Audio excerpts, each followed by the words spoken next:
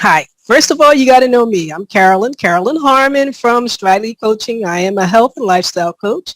And with me today is a good friend and a very um, smart lady, Dr. Akua Agyeman. She is not only a physician, she is a functional medicine practitioner, a scientist. I don't know what your MBA is in, but she's an MD, PhD, knows everything about everything, actually. If anybody does, she would. But anyway, my here is Dr. Akua, and she's going to tell us a little bit about herself and what functional medicine really is and how it differs from the traditional Western, I don't know how else to put it, everyday medicine, everyday doctor that you go to. Conventional medicine. Conventional medicine. So functional medicine is different. And Dr. Akua, first give us a brief history about who you are. Okay. Well, as you know, I went to med school in New Jersey, did a Yay. PhD with you, and I did pharmacology and physiology. You did pathology. Yes. And then went off to go, while doing the PhD, did my MBA in finance and marketing at Rutgers, and then went off to go into medicine. I did med peds at the University of Texas medical branch, and then went off into practice. So I've done conventional medicine for about 20 odd years and been pretty good at it, worked everywhere, run hospitals, you name it. And when she says everywhere, she means around the world. She just doesn't mean here in the United States. She's a United States and outside the United States. And outside the United States, yes. Seen a lot of medicine. I did my fellowship in rural and remote medicine. And while I was in Australia, became interested in functional medicine. The Australians are very, very interested in naturopathic medicine, alternative medicine. And so I kind of got interested in that and then kind of went and did some training in that. So I'm a fellow of the Australian College of Natural and Environmental Medicine as well. And that's where I did my training for functional medicine. So I've been practicing, I had my own practice in Australia and been practicing in functional medicine for probably the last 4 years or so. Okay. And then came back to the US and decided to open up a practice here doing the same. So lucky for us. And thank you for coming home, my dear. Thank you. I know, right? We needed you. We had that whole pandemic thing so that you would come back. There you go. So tell us how functional medicine, what's the big difference between functional medicine and just general Western medicine that we practice mostly here in the US? Well, I mean, you and I know that we have kind of developed this ethic of pills for things. So regular medicine has kind of devolved into what's the diagnosis? Do I have a pill for it? What's the diagnosis? Do I have a pill for it? And as time has gone on, where, we've changed the model of medicine. We've gone from real family practice where your doctor knew you, engaged with you, knew your family, really knew what was going on in your milieu, so that they were almost like a father confessor, if you will. They were as close to you as your priest. Right. And so knew all the nuances of what was going on in the family. Not every disease that you came to them necessarily amounted to the disease. Some of it was just lifestyle issues, things that were going on. And the advice really stretched across a whole continuum. Now you go to a doctor, they don't know you, they don't know anything about you, they give you a pill and then they disappear. What has happened is a lot of patients now are on an ever-increasing amount of medications. All are targeted as symptoms of disease rather than thinking about the source of disease. And this is where functional medicine has come in, where we've said, hold the train. The train's really gone off the rails. We need to back off and we need to go back to, the way we used to do things, which is where you need to know the patient. You need to know where they're coming from. You need to know everything that's going on with them. Some of the things will amount to disease that needs a pill. Other things need other modalities, and we bring all of those things into bear. So in a nutshell, that's functional medicine. Done right, that's the way it's supposed to be. And so that's hopefully the long answer to the question. Yeah. And I've also heard it talked about as like structurally. Like in traditional medicine, the way we think of it, if, we have something's wrong with our heart, we go to a cardiologist. And if something's wrong with our lungs, we go to pulmonologist. Right. And in functional medicine, it's not necessarily thought of that way, right? Well, if you think about it, and I mean, I can understand the reason why it happened that way, because back in the day, we were all generalists when medicine first started. And then as we learned more and more about individual areas, people got excited about different organ systems. Right. But it used to be you came from a generalist perspective and then you specialize. And what's interesting is in Australia, New Zealand, and so on, all specialist physicians actually are generalists. So they still do rounds on the general floor, and then they go do their specialist medicine. So they never forget their basics. Right. In America, we are now completely specialist driven, where the cardiologist has no idea what your lungs are doing. The lung guy has no idea what your kidneys are doing. And we treat the body as if it's these disparate parts that don't speak to each other. Right. And that's incorrect, because what's going on in the kidney is affecting the heart, is affecting the lungs, is affecting your liver. And so having 3-4 different specialists, none of whom speak to each other, all of them giving medications that may clash. Right. Where some of these problems are coming from that patients talk about. Right. And, we try to solve the problem by saying, oh, let's put a family medicine practitioner in charge of it all. Well, the problem is the family medicine practitioner is often less trained than the specialist. So they really can't do anything. So what they end up doing is just farming you off to all these specialists. And then when you come back, they just prescribe the medications the specialist said. And they don't have this nice big overview of who you are as a patient and really be able to pull all these things together and be the specialist in you that you're supposed to be. So we've kind of, the intent was good, but we've gone off the track. Yeah. And then when you think about the fact that we don't incorporate any lifestyle into our practice of medicine, it's all about pills and very expensive medicine and surgeries. Yes, and so you really, it's like we play whack-a-mole. A problem pops up here, whack it. It pops up there, whack it. Pops up there, whack it. We don't realize it's the same gopher popping up everywhere. Well, all right, so, that's a really good example. That's really good. So, in the lens of I'm going to choose 1 or 2 diseases, either one, and let's give a comparison as how you would handle it in functional medicine and how they would handle it in our Western medicine. Okay. So if we talk about diabetes or high cholesterol cardiovascular. Okay. So I'll pick, let's say, high cholesterol first and heart disease. All right. And talk about how. So, for instance, I have a lot of patients who the first time that I see them. So first of all, disclaimer, I practice across the spectrum. So I practice functional medicine all the way to conventional medicine. And I tell my patients this at the start because I want them to understand that at some point in the journey, if I feel it's necessary to give you medication, I'll give you medication. Right. If I don't think you're at the point of medication, or I think that we need to ramp up your lifestyle medicine, I'll ramp up your lifestyle medicine. The goal is to give you what you need where you're at. The goal is to improve your body's circumstances so that the body can take care of the problem as much as it can.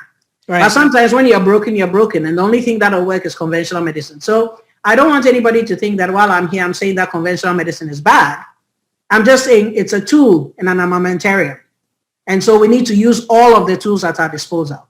So having made that disclaimer, let's talk about cholesterol. So say my average patient who comes to me, 45, 50, they come to me, they've got high blood pressure, they've drank a bit, they've smoked a bit, they're a little bit overweight in the US population. And, because they are maybe 50, there are certain things I'm supposed to do. I'm supposed to check their BP, I'm supposed to check their BMI, run a full panel of blood tests looking for cholesterol, etc. And then the standard of care would say that the minute I find what is inevitably going to be true, high cholesterol, I put them on statins. Right. Then I say, go and be well. I recommend you eat a DASH diet. See you later. And so every month they'll come and see me and I'll go, cholesterol is getting better, but we're not quite there. Maybe we add a second medication on. Oh, guess what? You're hypertensive. Let's throw some medication on. Oh, you're fat. Either we put you on a pill to keep the fats down, or I have another pill for you because you're not pre-diabetic. This is medicine today. The average 50-year-old has 15 medications that they're taking. 15. Oh my God. No, it's not cheap. No. If you don't have insurance, most of these medications are running you upwards of $800 to $1,000 a month. Wow. And they do nothing other than guacamole, right? Yeah. Because the statin is supposed to go and stop you from accumulating cholesterol. Right. What happens to the byproducts of the blockage that we've created? Because that's what's happening. You have a biochemical cascade in your body. Right. That cascade is what generates cholesterol. Right. But in our wisdom, we said, oh, you're making too much cholesterol. Whack! Yeah. You put a dam against the river. Right? Right. So nobody gets water. Well, nobody gets water on this side of the river. Right. And the water is building up over here on the other side. Down here. Yeah. Yeah. And this is exactly what happens in the body, because the body goes, wait, I needed cholesterol. I'm not getting cholesterol. So what do? I turn on the engine to try and generate more cholesterol. Well, that engine is now breaking other things upstream from the dam, right? Downstream, there are body organ systems, cell walls, cell membranes that need cholesterol. Your hormones need cholesterol. None of that is working well because we've blocked the cholesterol production. Got it. So now your hormones are going off. Your sex hormones, which are all steroidogenic, cholesterol driven, are not working. And then you come to me and you go, now I've got chronic fatigue. I go, tut. I wonder why. Well, maybe it's because you're not making testosterone, progesterone, estrogen anymore. Maybe it's because you're not making adrenaline and noradrenaline anymore. Right. Because I've blocked your cholesterol pathway. Maybe it's because I've turned off your oxidative machinery. Now that I've ramped up your production of cholesterol, you've got all these things that are not working well. Your liver is working over time. So maybe now you've got liver fatigue. And so this is the problem with the pathway that we're on, where we give a medication with good intent, but not realizing that uncoupling that machinery that is tied to so many other systems has now created multiple other problems that A, we don't recognize as disease until the machinery breaks down. Right. Or B, creates new symptoms that we then give you new pills to solve. Yes, absolutely. So the body is sitting there going, what are you doing? You stopped my cholesterol. I started screaming over here with blood pressure. You shut down the blood pressure. So I started, killing the kidneys off over here to tell you that I needed the blood. So you gave me something to stop. And the body is in disarray. Right. And that's basically what conventional medicine has done. So that is really dis-ease, because you're not at ease at all. Right? Not at all. And the dis-ease, a lot of it is that we continually keep going into stop processes that maybe just need a tweak. It needs a fine tune. It needs a tune up so that it will work efficiently. Right. And sometimes that tune up is just in diet, right? Exactly. And this is the point that's missing. What we do in conventional medicine, it's like taking your car to the mechanic. He goes in there, checks it out, and starts pulling out everything, yanking everything out, and he comes out and he says, no, you need a new car. And you're like, but I thought I just needed brake fluid. Yeah, right. In the beginning you did, but you did, exactly. but later on, 10, 15 years down the line, now you're broken, and now we really need to replace parts. And so this is where functional medicine, initially when the practitioners of functional medicine started talking, what they were doing was they were doing anecdotal medicine. They would see something work and they would talk about it. Well, the industry would shut them up because a lot of the things they were talking about were not patentable and were not able to be money. You couldn't make money off it. Right. The pharmaceutical company exists to make money. You can't patent things that are natural. Right. And therefore, they had to discredit those people. So they did a lot. They spent a lot of money discrediting people because the pill mill equals medication. And medication equals big bucks for pharmaceutical companies. Economy, commerce, capitalistic system. This is how we work in this country. You don't make money giving people vitamin C and telling them to go eat a fruit. Right. You understand what I'm saying? So if your company's big enough, then they can even buy the smaller companies that are doing the right thing. And control them. This has been the treadmill. And unfortunately, what is interesting also is that they actually got into the medical schools. And so doctors now are actually trained to only prescribe medication. Yeah. They're trained to think about how do I fix disease. Right. And the problem is, and the reason why I went and did the PhD initially was actually because I kept asking my teacher when I was doing physiology, but why? But why don't we go back here? But if you said this, bro, finally she said to me, you know something, Akua, I don't think you want to be a doctor. I think you want to be a scientist. You need to go to a PhD. That's where they answer those questions. Yeah. And I said, okay, well, damn it, off I go. Which one should I study? At that time, I thought I needed to study pharmacology. So I went to go do pharmacology. And thankfully, in my department, pharmacology and physiology joined. Yeah. So I ended up being fortunate enough to get pharmacology and physiology, which I thought were the two best things I ever did. Right. Because that's what really set me up to understand functional medicine. Because functional medicine truly is about, let's understand the mechanism that the body uses. Let's see what the core factors are in that mechanism. And let's see how we can ratchet it up so that the body does its job well. Essentially, it's about putting in the right gas so that the engine runs properly, not changing the equipment after you've put in bad gas. There you go. You understand what I'm saying? Yes, and so absolutely. This is where, and for me, that makes great sense because incredibly, the body is an absolutely perfectly tuned machine. And it takes a lot of abuse before it gives up. Yes. So actually, if you can turn things around and start putting in the right inputs, you really can go on almost indefinitely and literally die of old age in your bed. That's what we all hope for. Is that right? Seriously. Absolutely. Yes. And and when you think about the fact that we are really waking up every day now to understand that our lifestyles, our modern lifestyles are really the cause of disease. This is the shift in thinking that's coming in the industry now. Right. That half of what we need is not medication, it's lifestyle change. And if you change the lifestyle, no, I won't go out of business. You'll just need me later and later and later in your life. There you go. Yeah. And that's a good thing because ideally, the goal is to keep you healthy, not fix your disease, which is right now where 80% of our attention is. Yeah. And so if you take that cholesterol question, yes, at 50, I can give you a pill. Or how about I teach you to change your lifestyle, change your wife's lifestyle, change your children's lifestyle, so none of them ever has to come to me with high cholesterol. Absolutely. Now, when you think about the fact that statins are one of the most prescribed medications responsible for $1 billion industry, and you see why this message may not be very popular. Yeah, because and how they want to keep it. Somebody a lot of money. How they want to keep it down. Stop eating things that will raise your cholesterol. Right. And eat things that will get rid of your cholesterol naturally. It's not a popular message.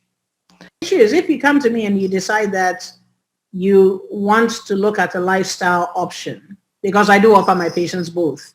Right.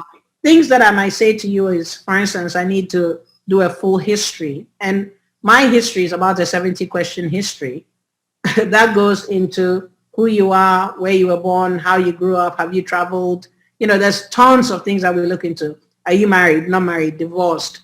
What things are going on in your life? How many illnesses have you had? There's a whole lot of things that we look at because I need to get a full picture about who you are. And then what we do is, because part of it is, and then I do a 1 week food history. And that's for 1 week. All you do is you bring me what food you ate. No judgment. You eat whatever. You come and you tell me. Then we sit down and we have a full consultation. And part of the reason why we do that is because, one, I need to know what your emotional connection is to food. Mm. And then I also need to know what your must-haves are and what your nice-to-haves but can give-ups are. Right. Because at the end of the day, if anybody who's on an American SAD diet is on a ton of stuff they shouldn't be eating. And as you can see from me, so am I. So this is not a judgment. This is just, there's fast food at every corner. You're used to eating junk food. That's what people eat. And we do a lot of our holidays in America about food. So there's a lot of emotional connection to food and, food that people grew up with, food that reminds them of family relationships, food that's comfort. So we talk about all of that stuff. And then we come up with what your diseases are, what your family propensity for diseases are, who you are around food, what your belief systems are around food. And then we come up with a plan that for you is going to work. Right. So we look at those sorts of things. So we look at how we're going to improve the food quality. We look at what time frame we might have to improve the food quality in. And then what we do is we connect with you and we build a relationship. We're moving from where we are to where you want to get to. We every day meet, at whatever time frame, depending on your level of illness and what level of financial commitment you have to this, because unfortunately most insurance companies don't pay for this. Yes. And then we develop a plan. And most of the time, because you are doing this in conjunction with the person, where they are aware of the struggles they are going to have. They are aware about the fact that sometimes they're going to break down and want that, cinnamon or whatever it is that they are going to eat. Right. And to develop a plan around holidays, when they cheat, how do you get back on track? All of these lifestyle things, and even looking at in your life, what are your husband and children eating when you're the one cooking for them? And, how do you go again? I mean, food is ubiquitous. It's around us. Right. So when you start taking things away from people and they are in a milieu where everybody else is eating these bad things, these are challenges that you've got to help them overcome. Absolutely. You know what I mean? So we do a lot of these sorts of things that are not typically the things that you'd expect your doctor to do. And a lot of the counseling and relationship is about how we keep you healthy. Right. How we make you choose exercise, Right. Go upstairs instead of taking the elevator. How many times did you do that? Let's check in. How did it feel? What are your struggles when you're doing these sorts of things? So it really, when you're talking about changing lifestyle, it's about a partnership. Right. And a lot of functional medicine is first, we take away the things that you've been eating and doing that are contributing to ill health. Right. We exchange that with things that are creating positive health for you. Right. And we help you through the hump of getting used to that different lifestyle. And that's where the conjunction, the partnership comes with the health coach and the functional medicine practitioner. Exactly. Because you'll be very limited if you had to put all your time as a health coach and a practitioner. Yes. Because it's a lot, because the demands of food and how much they really mean to the qualities of our lives. When we talk about our spirituality, our family relationships, our jobs, everything. Food has to do with everything, because we miseat or eat wrongly because of stress and all those other things add stress. Exactly. So and that emotional component that a lot of people ignore. In fact, it was interesting. I used to watch a show called The Biggest Loser when I was in Australia. I think it started. It was here in the United States. Yeah. Do you know that over the 12 years that they followed the contestants who lost the weight, do you know that most of them gained it back? Yeah, and more some of them, unfortunately. And more some of them. Mm-hmm. And the interesting thing is, I remember watching this show when it first came to Australia and thinking how brutal it was.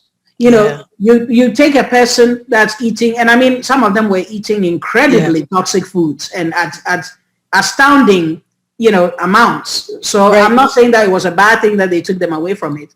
But, it was like this crash course where over 12 weeks, they shut you down from everything that you were. And this was an unsustainable lifestyle.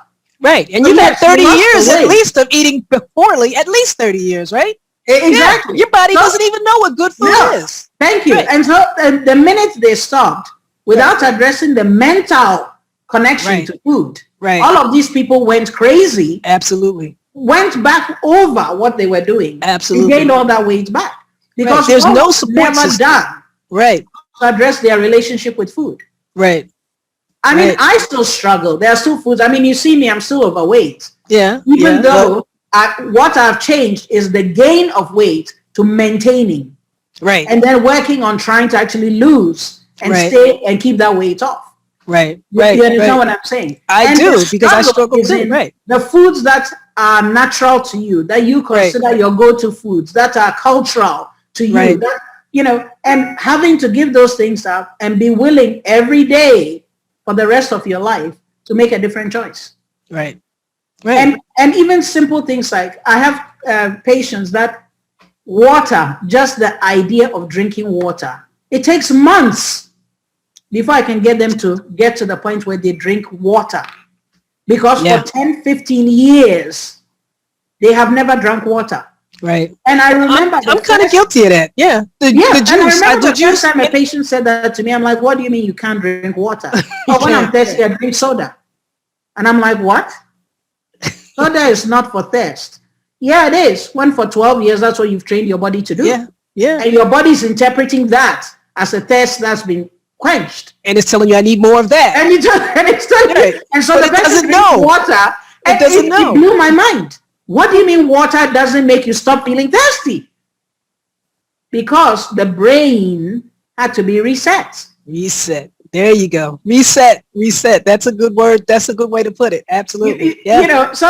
This is something that we are starting to learn in conventional medicine. And so a lot of conventional medicine doctors are turning more and more to understand that this is about lifestyle change. It's about a complete shift in mentality from giving people pills to empowering people to save themselves. Right. By eating right, by sleeping, by exercising. And these are the things that are going to keep the machinery of the body working so that you don't build up cholesterol. And and you don't need a statin. Right. Very you need motion. People, motion and good food, right? Action exactly. and food. Right. Motion and food. Right. Motion and food. Simple things, non-patentable, but this is how you stay healthy. Yeah. So that you don't need that pill that's going to kill you anyway. Right. And take you down a path where you're not going to get better, but you're going to get sicker and sicker and sicker, whether from the side effects of the medication or from the things the medication broke in the body while fixing one thing. Right. Or the fact that you maintain a disastrous lifestyle that's going to kill you. Right. And nobody's addressed that. No. Because like you say, it's not patentable. So they can give you yet another pill.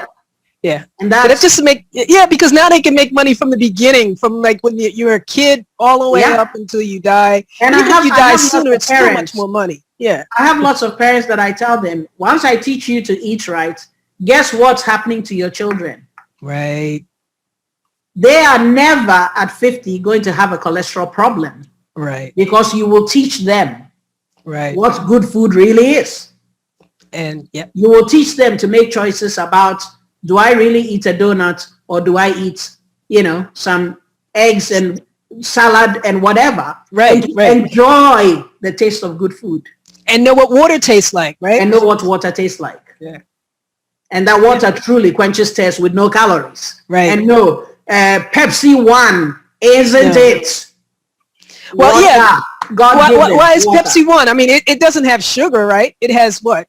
And I have patients who come to me and they are very proud of themselves because they are on Pepsi 1 or Coke 1, Zero or whatever crap it is that they are putting into their bodies. And then I turn the can and I go, do you see all these chemicals? They are uncoupling systems in your body. Right. They are toxic for your body. They will make you crave sugar. Right. Because that's what they are supposed to do. Right. They turn on the machinery that demands sugar. Right. And they are actually chemical toxins that the liver is struggling to get rid of. In fact, I tell my patients, if you want to eat sugar, eat sugar. Yeah. Spoon out the bowl. Anything that's a fake sugar. Right. Because that chemical that was cooked together in a lab to mimic sugar is actually a cancer-causing agent. So eat sugar. And let's call it a day. Yeah. Get your kick. Take your 6 scoops of sugar and eat raw sugar. Much better off. Thank you. Because you're creating a whole new problem. And it's interesting being a doctor who's been in practice 20 years and watching women who now come to me in their 20s infertile. Breast cancer is happening in 30s in women. And this is related to the sheer numbers of chemicals that women in particular are taking in, whether it's on their skin or in their bodies, because they are the industry that's marketed to. Yes. Chemicals. Here's your 0-calorie this, your 0-calorie. I have women who eat no real food. I had a young lady who came to see me once. She was 23, chronic fatigue. And I did my 7-day plan with her. And I kid you not, I fell off my chair when she gave me her 7-day plan. Wow. She never knew what real food was. Not a single true meal in the 7-day plan. The human body is phenomenal for what it can put up with. What it can tolerate. Oh, yeah. But she had shut down her body's chemical machinery because everything she ate from morning till night was all chemically processed. And there was no real food in there. And I said I didn't know it was possible to do that. I And think she a was lot of people eating do every it though. day. Yeah, She was I think a lot of full people do. every day. Right, right. And she was a perfect size, but her hair was falling out. Yeah. She was tired to the point where she could not get up and go to work because she was suffering such severe chronic fatigue.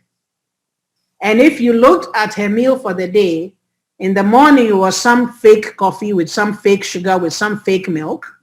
And she ate some fake spaghetti thing from a shop that was in a box, a cardboard box on a shelf. It was, And then at night, she ate yet another cardboard box something that you reconstituted, and that was food. And that was her 7-day meal plan. And in between, she drank Coke Zeros and Pepsi Golds or whatever the heck they are called. Yeah, I don't know what they are either. But yeah. Yes. Yeah, that sounds... It was astounding. And her hair was falling out. So by the time she left you... a 23-year-old who should be beautiful and perfect, and her hair is falling out. And she should have energy, right? She shouldn't be coming to you with running chronic around fatigue. like a maniac. Yeah. Yes. You should be envious of her energy, right? Yes. You know, it was quite fascinating. And when I sat down and I told her, I said, my God, how long have you been eating like this? And she said, what's wrong? And I said, there's no real food in what you're eating. Not one day. Wow. And when it was interesting that I did absolutely nothing else for her other than shift her from all that junk food to eating real food. Fruits, regular organic milk, eating real eggs, same caloric restriction that she wanted so she wouldn't gain weight. Salads, real salads. And she came to me a month later and her skin was better, her hair was growing. She had energy. Wow. Yeah. And I said, but if somebody else had seen her, oh, you need a pill. Let's check your thyroid. You're probably anemic. And then we start down the pathway of a pill, a pill, a pill. But this is an extreme example of how we are living and what's causing disease. Right. And yet when we miss this part of it, the fact that we are contributing to ill health, this is why functional medicine is becoming important. And I'm hoping with, shows like this that we're going to get the message out. Right. Thank you. Business as usual isn't going to cut it. Right. Right. We have an epidemic greater than COVID of obesity, diabetes, heart disease, cancer. Absolutely. Absolutely. All self-inflicted. Yeah. And a lot of it is because we don't know better. And then those of us that do know better, we're just too busy. We don't take the time out. But if you don't take the time out for your health, then you don't have time to do anything else eventually, because you're going to run out of you. I'm the queen of don't have time. I am the queen of don't have time. I hate getting hungry because that means I have to cook. I had to make the shift from eating out. But you don't have to cook. What? You don't have to cook because I'm not the cook. You know what you make, do those salads, put little sardines in the salads. That's a full meal. That's a full meal right there. If you just do that right, you do not have to cook. The 15-minute chef. Yeah, I've learned to do things. Chuck something on the oven, chuck something in the fryer, and be done with it. Not the fryer. What do you call it? The toaster oven. The toaster oven, exactly. Yeah. And you can do the air frying if you gotta fry, do the air fryer, right? The air fryer, exactly. Right. Exactly. Right. So no, I've had to learn because I'm too busy to do anything more than 15 minutes. But if I want to eat in this lifestyle and eat right, then I have to make time to do these things. So I do a lot of those sorts of things. I buy my fruit salad. I buy salads pre-made. I've learned to grill my meat very quickly. Just, chuck a little bit of pepper and salt on it, grill it, and then eat it with salads. And that's kind of how my lifestyle's changed. And water. You mean no ketchup? Water. No mustard? No. Especially ketchup. Ooh. I know, right? No, I don't do. If it ain't natural, I ain't eating. Yeah. People come to my house and they go, "You've got nothing in your cupboards," and I go, "Yeah, it's got to be cooked, otherwise it's not making it here." And but it's been very interesting since I changed to that lifestyle. Coming off medication for blood pressure, coming off. I was pre-diabetic. My sugars are stone cold normal now. Yes. You know what Yes. I mean? And then Yeah. because I started thinking about those things, giving up lifestyle issues like smoking, I gave Right. up after many, many years, and I'm 7 years now. And I remember going to do my pulmonary function test and they told me my lungs were those of a 28-year-old. Ah, you go, So girl. honestly, these things Ah, work. These things yes. work. These things, Yeah. lifestyle changes work. Yeah. They It work. sounds like you're talking to your grandmother and stuff she would tell you what to do, right? Exactly. Exactly. Right. Exactly. Exactly. There's a reason they stayed healthy and Yeah. strong. Yeah. And we know They it, but from the we start. don't do it because the social pressures don't allow us to do that. And then Yeah. again, that's again where coaching comes in. It just And, reminds you, it kicks you in the head and say, hey, why are you doing this to yourself? well, and what's interesting is where I particularly like coaching is, people have, and especially in the US, we have all these holidays. We've got July 4th coming up. Right. People are going to go out and they are going to suffer the social pressure of having to drink the beers, having to do this, having to eat, the sausages and the what hot dogs and whatnot. It's like, how do you stay the course and have these sorts of things? Right. This is That's where a lifestyle coach is very, very important. right. Because you and your lifestyle coach can sit down, you can anticipate what's coming, you can come up with, scenarios for how you deal with refusals to eat and do certain things. You can think about things that you're going to take in place to replace what you're not eating. And even if you're going to eat some of those things, what are your healthier alternatives? Right. Right. So that right. you can, even if you have to take your own little bag of organic sausages, go Right. and use that as your hot dogs. Yeah. So that you can participate with your family. Right. And then you can share them with other people so that they kind of get the They idea can too. also Oh be yeah, this is a educated healthy way about to it. do Exactly. this. Right. Exactly. Absolutely. Exactly. Absolutely. And that accountability is what makes people actually stay the course and succeed. Right. Right. Like with us, I mean, you know how it is. You want to exercise, the day comes and you go, no, I don't feel like it. And, Right. you kind of blow it off. When you've Right. got that accountability and you have to kind of Right. tell the person every week why Right. you didn't stay the course and do what it is you're supposed to do, that's what keeps you continuing. Right. And It's that generally thought. speaking, it takes Mhm. 6 months to build a new habit. Yes. After 6 months, what I find is people who are really strong will go on and they'll do fine. And then those that can't will be like, no, Akua, I want to continue coming in to check in with you. And some people will go away and they come back and they go, I fell off the wagon because I wasn't able to talk to you. Right. And so I have patients, like right now that I'm back here, I have patients in Australia who are still calling me. I Okay. just need you to talk to me about Right. how I should do things. Right. And so we Right. just talk because they just need that accountability and that partner to tell them that what they're feeling is okay. And this is how you get through it.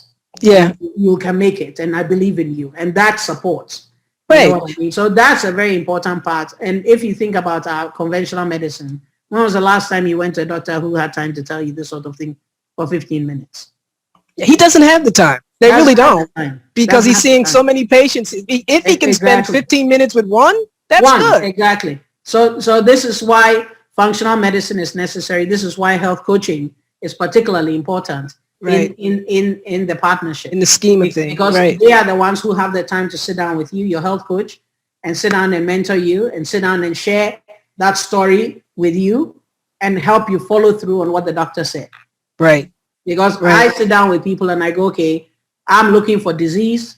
Am I preventing disease? Are things going the way I want you to go? Are you taking the supplements? Do I need to adjust the supplements? I may not have time to sit down with you to go over, okay, let's talk about diet. Let's talk about the lifestyle changes. Let's talk about exercise. Where are you? What's going on? But if I can hand you over after half an hour with me to my health coach, then that person is going to sit down with you and that's who's going to go over all that stuff. And then together we keep you on track. And so that's how it works. Right. Because with me, I even give you a quarterly result or monthly result of how your patients are doing, Exactly. So that not all health coaches do that, but to me, it's like that's the 1-2 punch. That's the thing that keeps the patient constant because all this information is known about you. As a patient, you're getting a whole lot of attention, not just that 15 minutes or 5 minutes you get usually. Yeah. Right. Yeah. Right. That's what's so it does important. make a big difference. It makes a huge difference. Absolutely. My patients who succeed are the ones that stay the course and who come in and engage. Right. And if they engage with me and the health coach, usually at the end of the 6 months, they achieve their weight loss goals. They come off medications. Their blood pressures get better. The diabetes is fixed.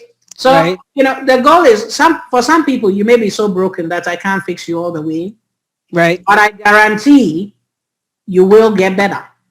And that's the point. That's the thing. Yeah, Right. that is one thing I tell my patients, you can take to the bank. Right. That you will Okay. get better. You Well, will get better.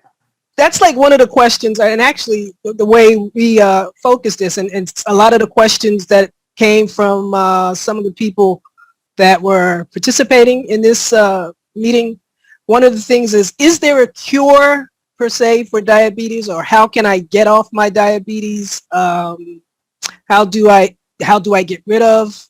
How do I control my sugar? How do I control sugar spikes? Mm-hmm. Can it be controlled through diet? Yeah, we were kind of like talking about that. Mm-hmm. And I think the cholesterol ones, how to get rid of. Mm-hmm. Yeah. And why are people of color becoming ill with diabetes? That's another one too. Well, people of color are becoming ill with diabetes. And let me put it this way.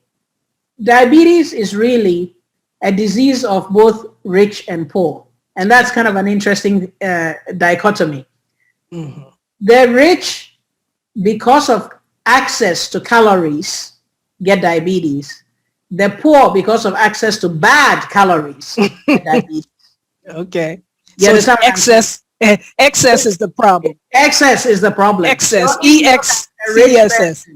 Who's not following lifestyle changes. Right. Lots of booze, right? Mm-hmm. You want to go eat the entire Denny's, you can. You want to go to Applebee's, you can. If you want to eat Cinnabon all day, you've got the money to buy it. And so what do they do? If you notice any of our stars, the men who used to play basketball, this, that, and the other, you notice they're all overweight. That's the problem of rich calories. Right. Too much money to spend eating all the time, going out to lunch, breakfast, dinner, this, that, and the other, and eating, not just for energy, but for entertainment. Right. Right. So the body sits there going, there's this constant deluge of calories coming at me that I don't need. Right. I pack it somewhere. So that's the first part about why do we get diabetes. Then you look at the poor people. Well, they don't have money, right? But what they do have is money to buy bad food. Right. That goes a long way. So they buy potatoes because it goes a long way. They buy mac and cheese. In fact, I remember you going to med school in New Jersey. Yeah, mac and cheese. Mac and cheese. That was the standard. I've stood next to many a Wix cart in line and want to take everything in that cart out. You buy grape soda by the gallon. Yeah. You buy milk. Right. You buy mac and cheese. And they eat burgers a lot. In fact, there's Kentucky Fried, there's Taco Bell, there's, Big Mac and cheese. This is what you eat all day. Right. Right? Right. Absolutely. So that's a law. You could have a 3-gallon, I remember that 3-gallon sodas, watching their carts, and there'll be 3 or 4 of them in there. Right. Right. Not a gallon of water. Water is too expensive. No, and some of it wasn't even soda. It was like that other stuff that I don't even know what it's drink. It's called drink. D-R-I-C-K, drink. Because it wasn't soda and it wasn't juice, but it's drink. And we don't even know what that is. It's just like real chemical. Just pour this chemical in. And a lot of, actually I grew up on Hawaiian Punch and High C. Drink. Thank you. Yeah. None of which have anything in them that can sustain a human body. Right. So you look at these two groups. One's a chemical sugar. The other one is real sugar, but too much of it. Right. And you're sitting there, your body is meant to have a certain amount of sugar. So the way I started with my patients, I tell them, I said, look, food is fuel, period. Your body does not want food other than it needs 1,500 calories to run processes in the body that day, every day.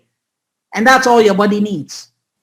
You give your body a calorie above 1,500, it goes, I guess I better store this. And it chucks it in the liver. Now, the average American by lunchtime has already eaten 1,500 calories.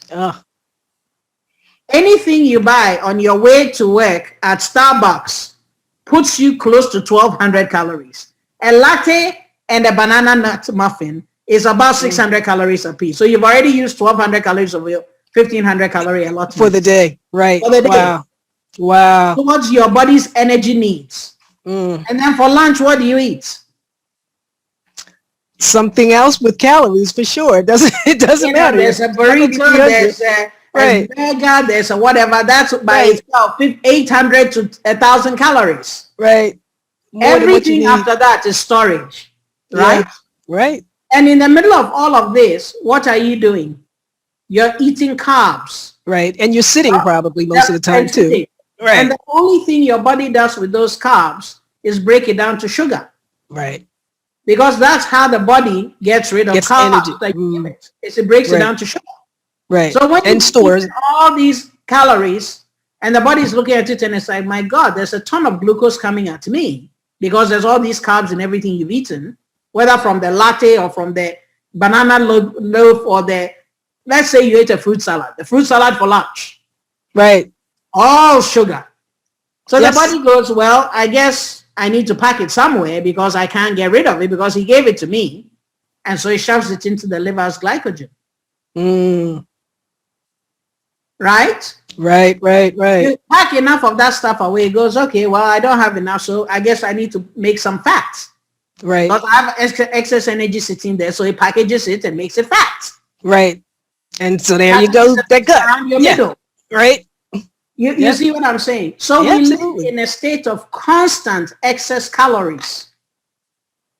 Now, if you were living in the Serengeti and there were lions every day chasing you, well, your body needs all those extra lattes. You need to run. And maybe we need to start a Serengeti for all the people who need to get their sugar under control. Yeah, there you go. I'm in the middle and say, start running, the lions are coming. Bring some lions. You need all the lattes you want because you're going to use it up. In the middle of New York, New Jersey, going to work, sitting down and coming back, your body doesn't need that excess calorie. And not even on the subway, you don't need that much excess calories. Right. This is where the excess is coming from. Because when the body sits there churning out insulin in that factory, eventually the machinery overheats and the machinery breaks down. And then it puts out less and less and less and less insulin. Right. But the sugar is still coming in. Okay. The machine's broken down because it's not supposed to be working so hard. And so now the pancreas, which produces insulin, quits. It's broken. And now you're in diabetes. And so conventional medicine comes and says, wait, I can fix it.